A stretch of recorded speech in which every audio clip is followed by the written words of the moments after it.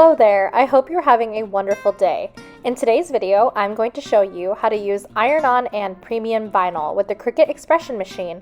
I have never used vinyl before, and it was an absolute nightmare to figure it out, as you can see from my struggles here. Anyways, I'm going to show you how to use your legacy machines and still get some awesome non-paper projects done with it. So let's go ahead and get started. Let's start with the iron-on vinyl. These are very simple projects as I am a first-timer, and once I get more comfortable using vinyl, I'm sure I'll move on to a more detailed and colorful project.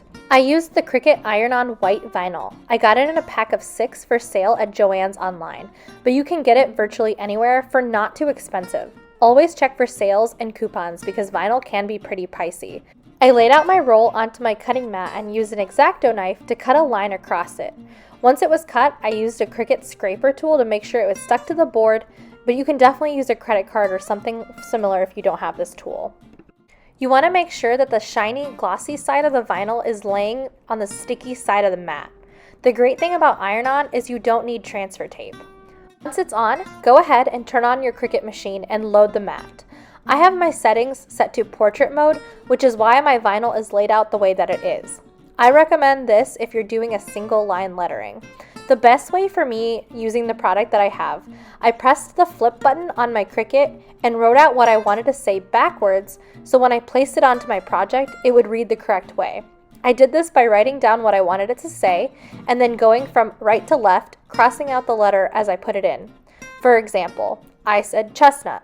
I put lowercase t-u-n until I ended up with a capital C. Once you have your lettering, go ahead and click Cut. I used a Cricut Classic Fonts cartridge and used 1-inch letters to cut.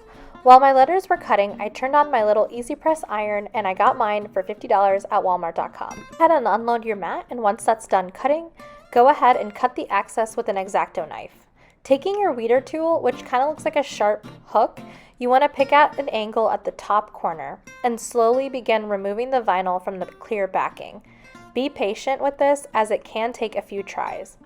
And you should see your cut letters once it's removed.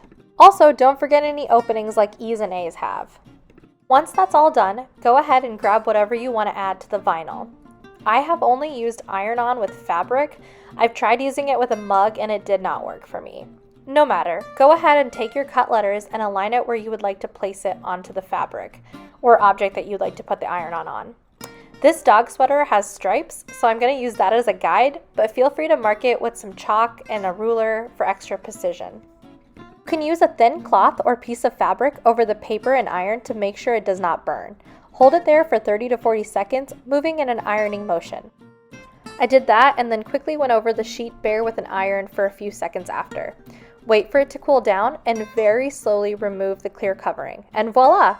Let's see if he likes it.